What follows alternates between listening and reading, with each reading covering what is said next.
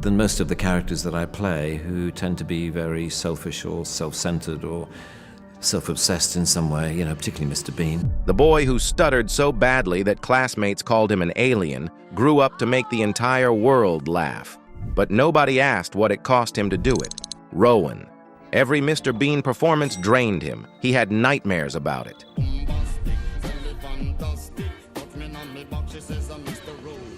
And through every standing ovation, every sold-out theaters, he privately admitted he felt like a fraud. Now at 70, something devastating has happened. His body has given out. The character is gone.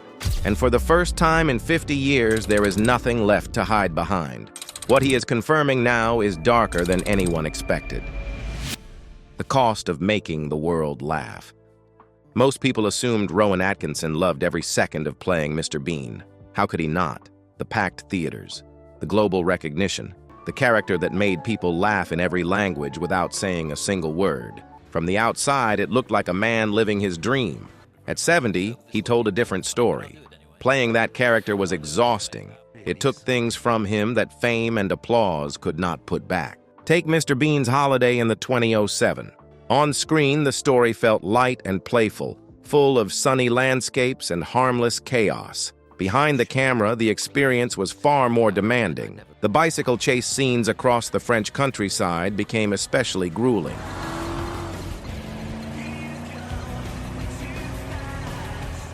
They were repeated again and again, often under pressure to get every movement perfect.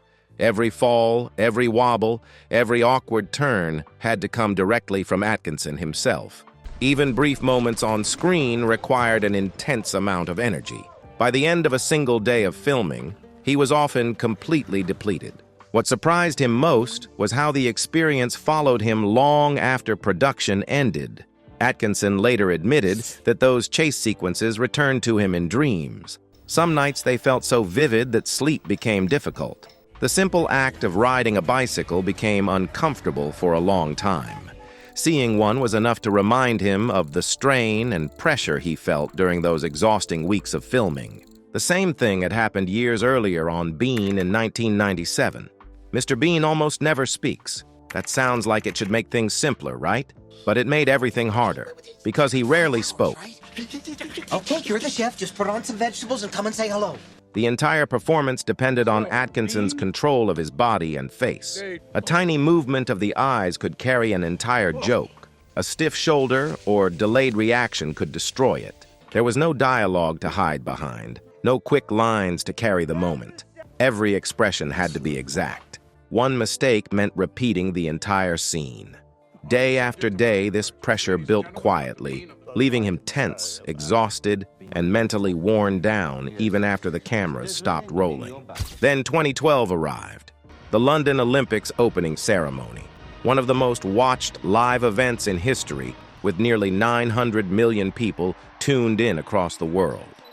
Director Danny Boyle built a comedic segment around the iconic Chariots of Fire sequence and put Atkinson at the center of it. Sitting at a keyboard as part of the live orchestra, Bean begins daydreaming, drifting into a fantasy where he is actually running the race, tripping competitors, cheating, stumbling across the finish line. The world erupted, but guess what? Atkinson went home and felt sad. Returning to the character reopened pressures he thought he had left behind years earlier. In the days that followed, he withdrew quietly, feeling emotionally flat and deeply reluctant to revisit Mr. Bean again. What makes this harder to understand is that these struggles happened during the peak of his success. Through the 1990s and early 2000s, Atkinson's career seemed unstoppable. He appeared in major films such as 4 Weddings and a Funeral, while also building the hugely popular Johnny English series. Mr. Bean had become a global symbol of comedy. His face was recognized almost everywhere in the world. From the outside, it looked like a life filled with triumph. Yet Atkinson quietly revealed something that shocked many fans. Despite the endless laughter, he rarely felt satisfied with his work. And then, near the later years of his career, Atkinson made a comment that unsettled many people who heard it. It was not loud or dramatic. It was a quiet admission, almost casual, yet deeply revealing. That single remark changed how many began to view his story. Instead of focusing only on the success and the laughter, people started asking a more difficult question.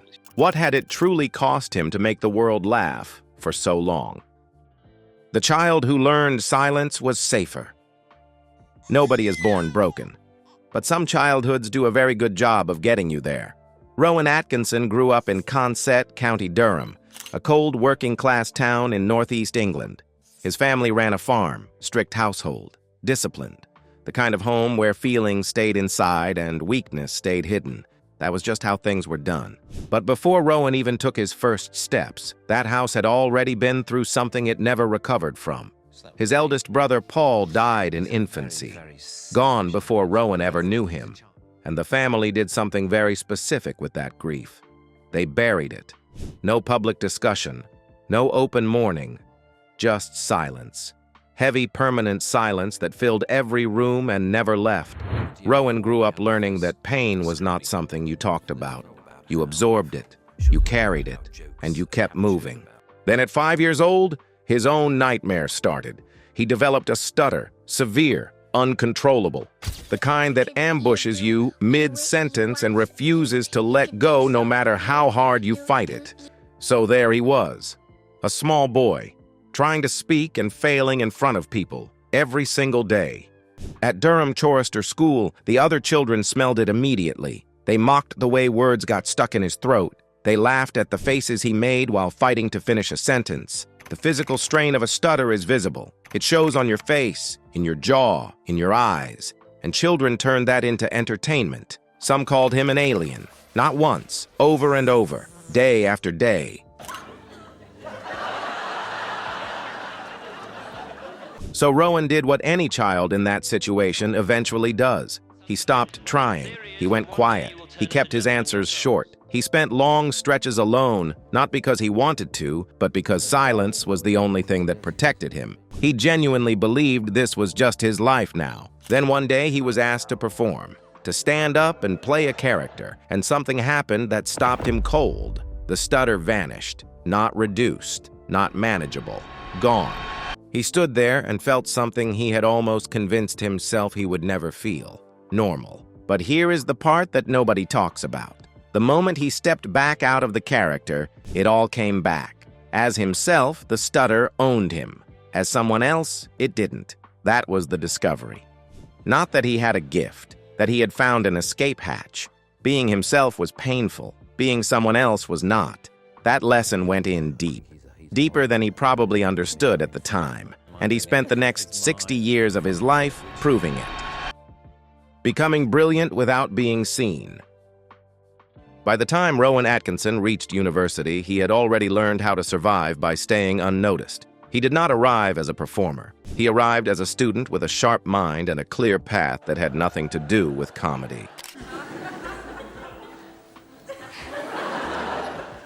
From 1973 to 1975, he studied electrical and electronic engineering at Newcastle University. He worked quietly, focused intensely, and earned top grades.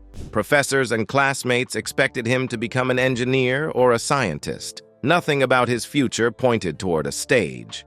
Engineering gave him something life had never offered him before: control. In engineering, problems followed rules. Solutions worked or they did not. No one mocked the way you spoke if you got the answer right. There was no embarrassment tied to your voice. For Rowan, this world felt fair and dependable in a way everyday life never had. He did well in this environment, his grades were strong, and his work showed discipline and focus. Because of that academic performance, he earned a place at Queen's College, Oxford, where he began a master's degree in engineering. His research focused on self-tuning control systems, a complex area that demanded patience and precision. He was capable enough to move into PhD-level research, though he never finished it. On paper, his life looked stable and promising. At the same time, something else was quietly pulling at him. While at Oxford, Rowan joined the Oxford University Dramatic Society, and later the Oxford Review. He did not enter those rooms with confidence. In rehearsals, he often stood silently at the side, watching others perform. This is where he met Richard Curtis in 1975. Curtis later recalled noticing a quiet man who barely spoke and did not seem eager to step forward. Nothing about Rowan suggested a breakout performer. That changed the moment he finally went on stage for small plays during this period. When Rowan performed, the room shifted. His timing was exact. His movements were sharp and deliberate. He used silence in a way that felt natural and controlled, not empty.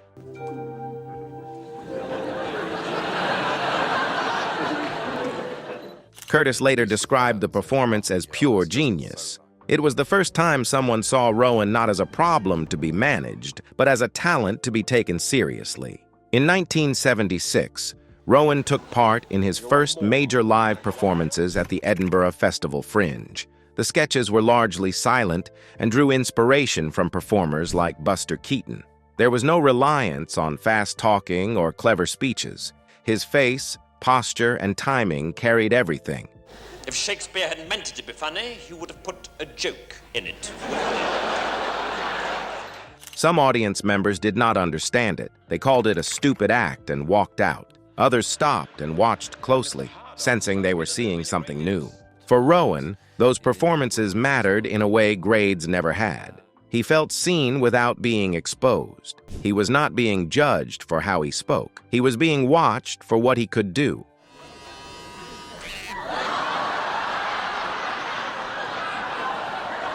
The silence that had once isolated him now worked in his favor. It gave him control. Still, he lived between two worlds. By day, he was an engineer following a logical path. By night, he was discovering a version of himself that only existed on stage. One life offered safety, the other offered meaning, but he could not hold both forever. Fame without relief. Before anyone knew his name, Rowan Atkinson was sitting in BBC meeting rooms watching producers struggle to explain why they were saying no. Between 1978 and 1979, he repeatedly pitched ideas to the BBC, hoping to move his comedy from small stages and radio into television. The feedback was never cruel exactly, just confusing. Some called his material strange, others said it felt uncomfortable. One meeting would end with polite smiles and nothing, then another, then another. He was failing quietly in rooms full of people who could not figure out what to do with him. And every single one of those meetings brought back the one thing he had spent his whole life fighting. You see, when Rowan felt judged, his speech tightened. Words stalled mid-sentence. The stutter he had worked so hard to control came back the moment pressure arrived. He later admitted that walking out of those meetings felt humiliating. They had not just rejected the idea, they had watched him struggle to defend it. In 1979, the BBC gave him a different chance. Instead of television, they offered a radio program on BBC Radio 3 called The Atkinson People. Rowan performed strange fictional interviews with bizarre characters, each one carefully crafted and sharply written. Critics who found it praised its intelligence. But Radio 3 was a classical music and culture station. Most listeners tuned in for opera and orchestras, not comedy. The show aired late at night to almost no one. The reviews were good. The audience was nearly invisible. He had done strong work, and it had fallen into silence. That kind of success feels worse than failure because you cannot even argue with it. Then television opened a door.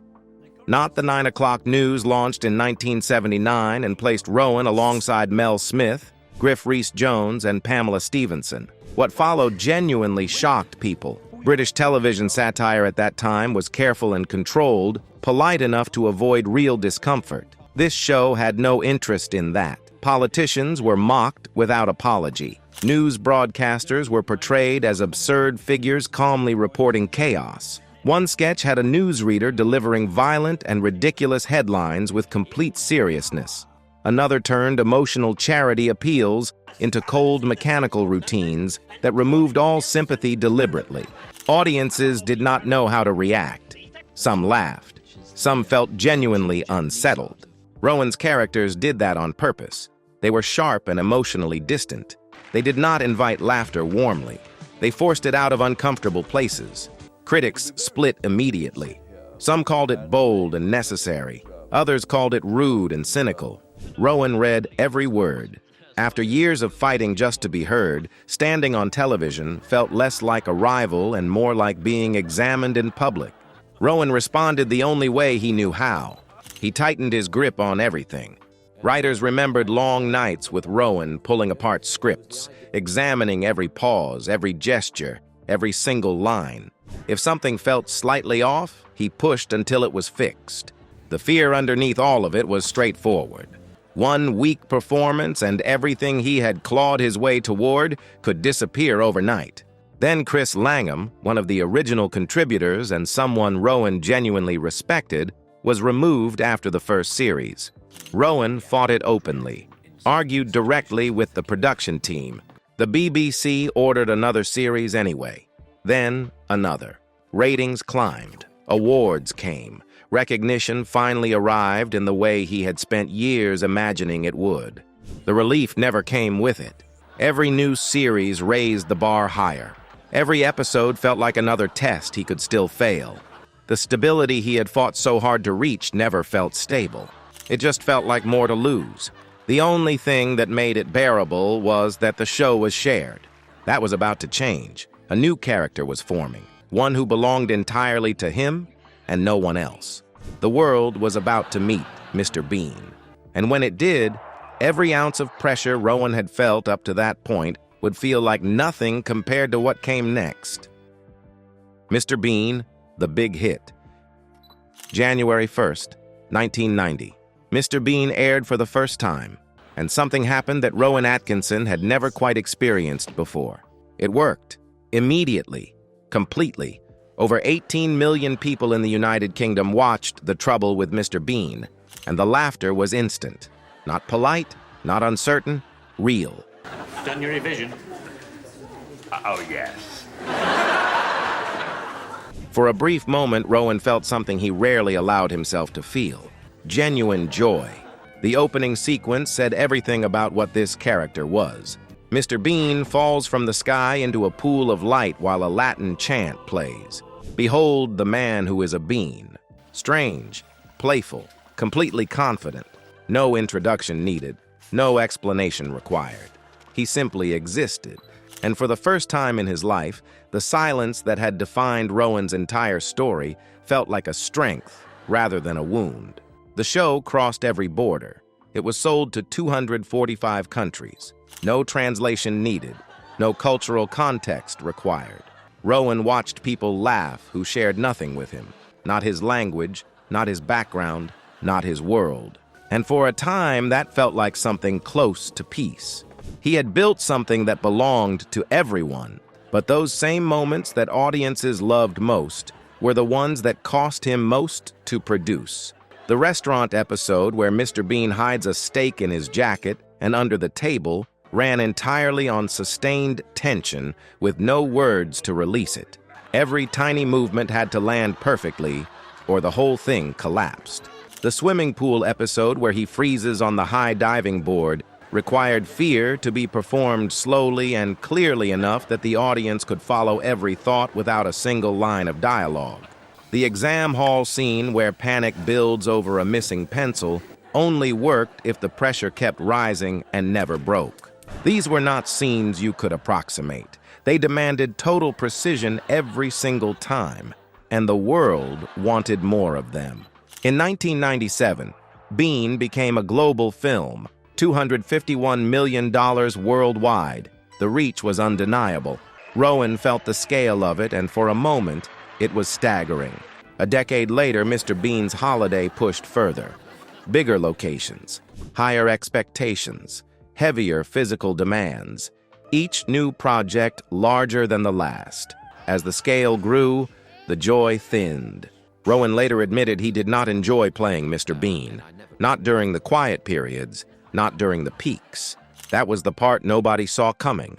Mr. Bean had become so large, so global, so completely its own thing, that it had started to swallow the man inside it. Interviews circled back to the character. Public appearances came with expectations of the character. Audiences wanted the silence. They wanted Bean. The actual Rowan Atkinson, the man with the stutter and the engineering degree and the pain he had carried since childhood, had started to disappear behind the mask he had built to survive. And the mask was getting heavier every year. When the body finally said no. For years, Rowan Atkinson found a way to keep Mr. Bean alive without destroying himself in the process. In the 2002, the Mr. Bean animated series began. The format was completely different from anything he had done before. Rowan did not appear on screen. He did not perform on a set. He walked into a recording studio, sat down, and recorded the character's voice. That was it.